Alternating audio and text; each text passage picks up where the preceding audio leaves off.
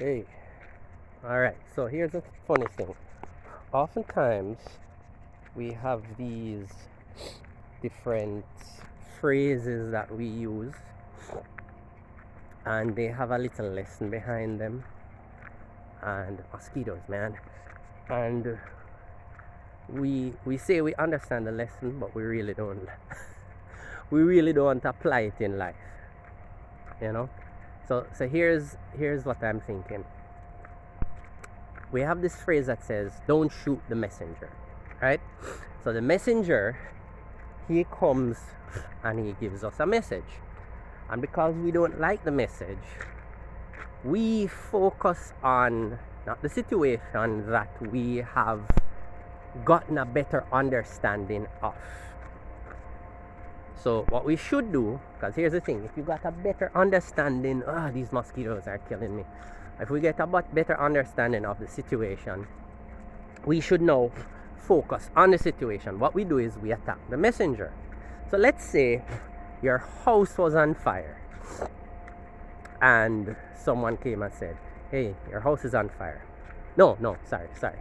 That's probably what some people would want. "Hey, your house is on fire." But here's, whoa, mosquitoes, man. Ooh, they even got him. Um, what the person does is he comes and says, "Your house is on fire," and you get startled because the person frightens you. You're going through your day calmly, enjoying your day. Perhaps it's even a day you're at the beach. It's a day off. You're enjoying yourself. Well, in fact, today is Independence Day. Happy Independence, Jamaica. We are growing up.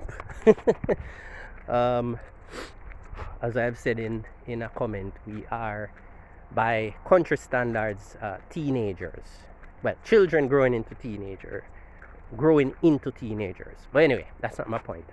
So you're enjoying yourself on a beach day. You want to relax, and someone comes and tells you your house is on fire, messes up your day. Do you say, "You idiot, you're ruining my day. My house couldn't be on fire because I turned off all the stoves, I plugged out all the irons, I locked up the place. There's no way my house is on fire. In fact, I stopped using a gas stove. I started using an electric, so I can't be on fire." And you attack the messenger. "You stupid, you're ruining my day." And you attack the messenger. Right, so you ensure you vocalize how displeased you are with the messenger ruining your day, and you ignore what they say. You tell them they're let me not say what you'll say. It's PG, the things you say to the messenger, and you tell him he's an idiot and he doesn't know what he's talking about. In fact, you have fire alarms in your house. In fact, your fire alarm is a smart fire alarm. It synchronizes with your phone. You have a mobile app on your phone. You have data enabled.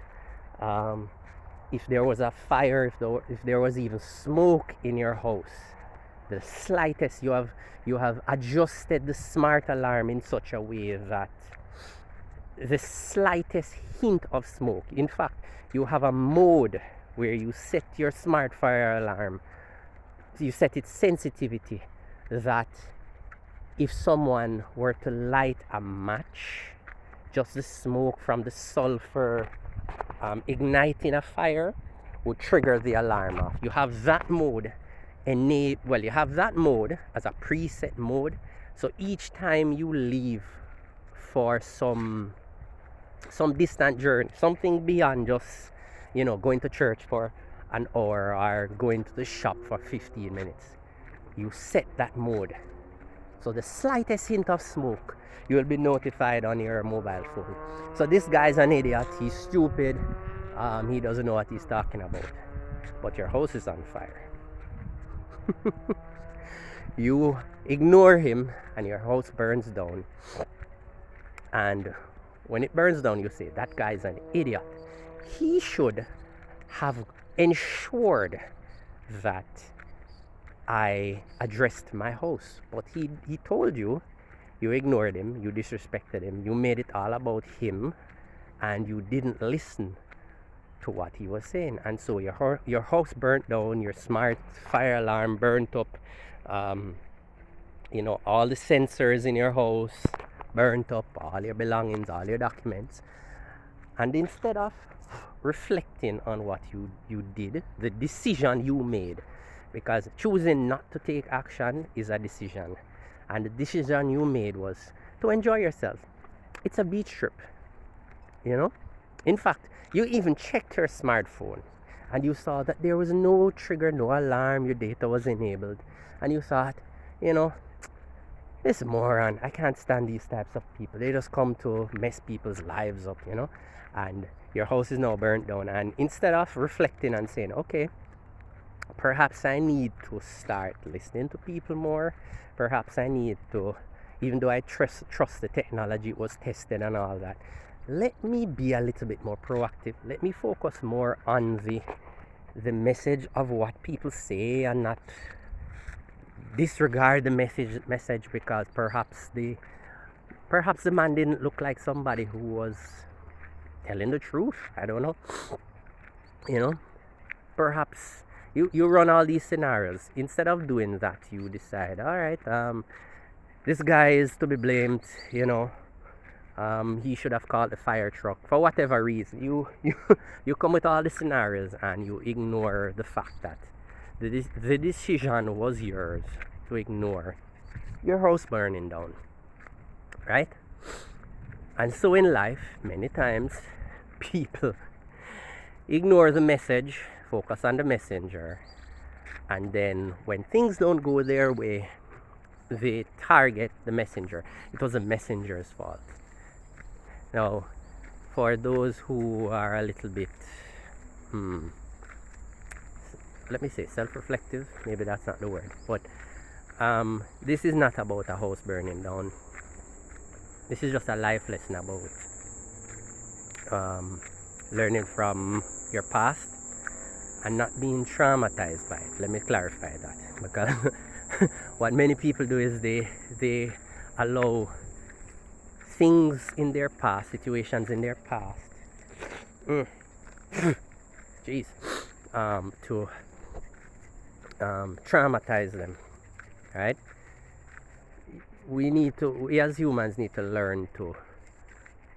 learn from situations and not be traumatized. So let's say let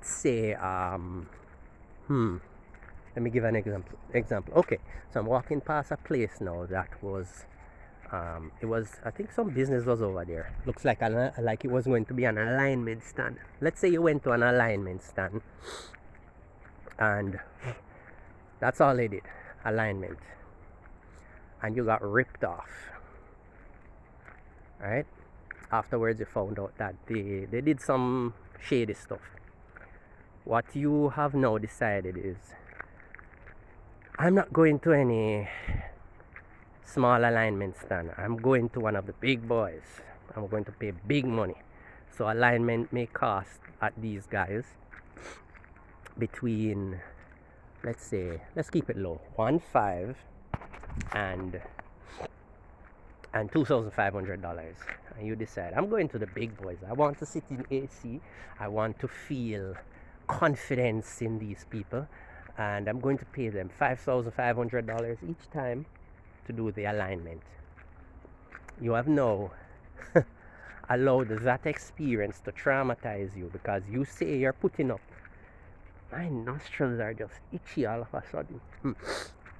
Jeez. Right. So, well, I think, I was dealing with some dust earlier. So I think that's what caused it. Right. So you have now allowed that situation you have experienced to traumatize you. You now have taken a very drastic action to pay way more money than you should because you want confidence in who you're dealing with. I can tell you, it doesn't take $5,500 to align, unless, I don't know, maybe you drive a BMW or something. I don't know, but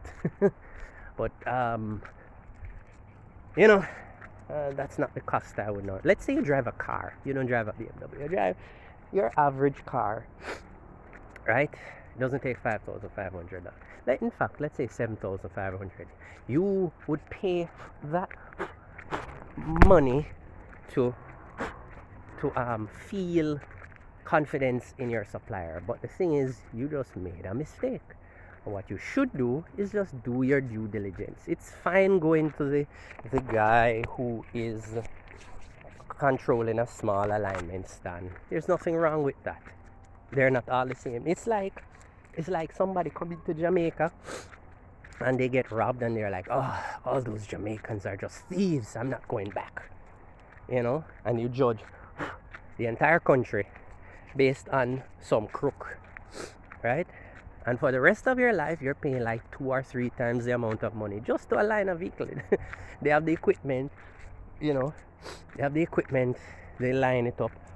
That's it. They're not changing parts or anything. You're paying all this money because you got traumatized. That's what really it is now. You're not learning from your mistakes. Learning from your mistakes would have said, all right, let me do my due diligence. Let me check out these people.